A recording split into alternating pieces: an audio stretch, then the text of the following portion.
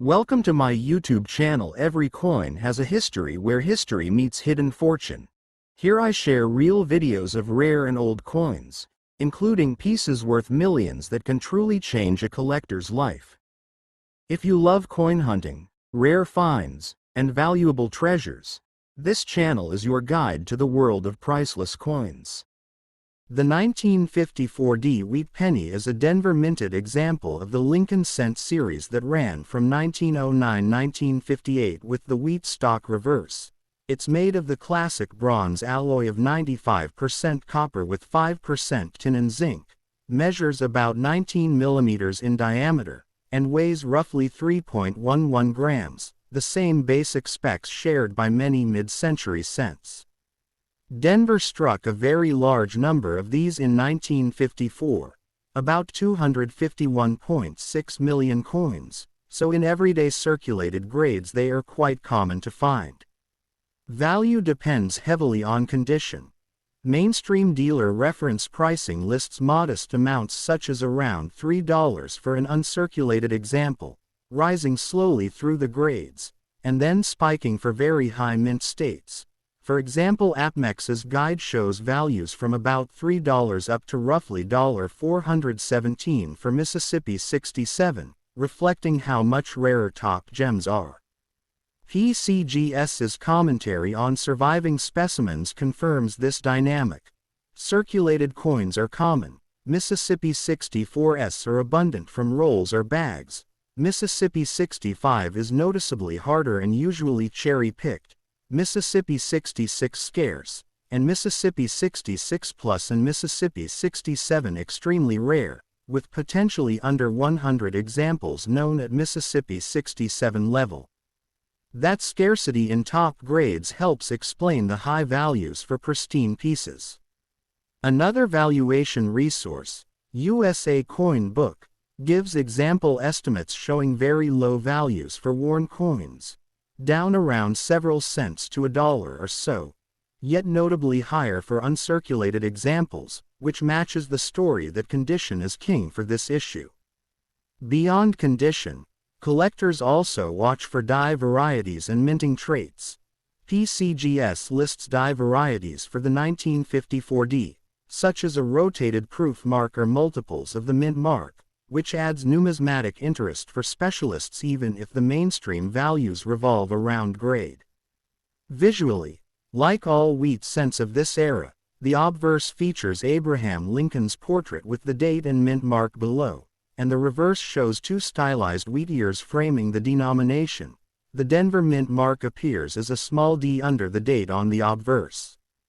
Because the basic design and metal composition stayed the same throughout most of the 1950s, what differentiates value is mainly condition, eye appeal, and any notable toning or die traits rather than radically different design or metal, unlike the wartime steel cents or later clad coins.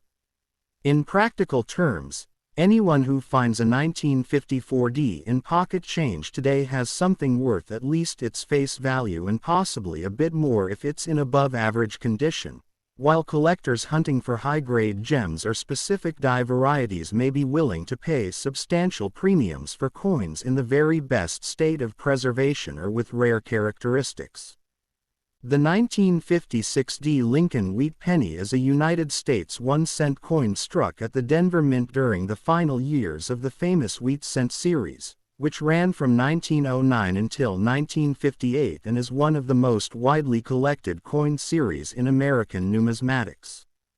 This coin features the iconic obverse portrait of President Abraham Lincoln designed by Victor David Brenner, showing Lincoln facing right, with the inscriptions, "In God We Trust," along the top rim, "Liberty," to the left, and the date, 1956, with a small d mint mark beneath the date indicating production at Denver. The reverse design displays two stylized wheat ears framing the words, 1 cent, and United States of America, with E pluribus unum across the top, symbolizing national unity and agricultural prosperity.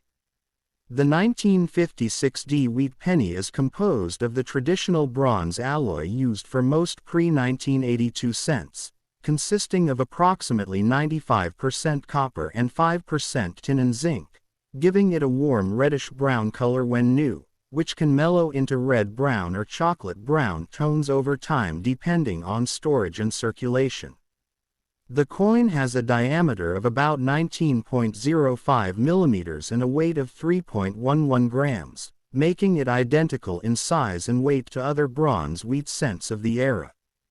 In terms of mintage, the Denver Mint produced a very large quantity of 1956D cents, over 1 billion pieces, making it one of the most common wheat pennies ever struck, and as a result, circulated examples are extremely easy to find and generally have modest value.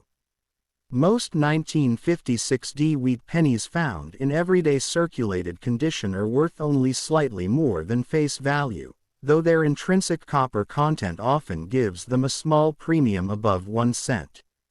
Value increases with condition, and coins that are uncirculated, meaning they show no wear and retain much of their original mint luster, are more desirable to collectors. Pieces graded in higher mint state levels command higher prices, especially those with strong luster, sharp strike, and minimal marks. Color is also important in grading and value, with red examples being the most desirable, followed by red-brown, and then brown, as red coins retain more of their original copper brilliance.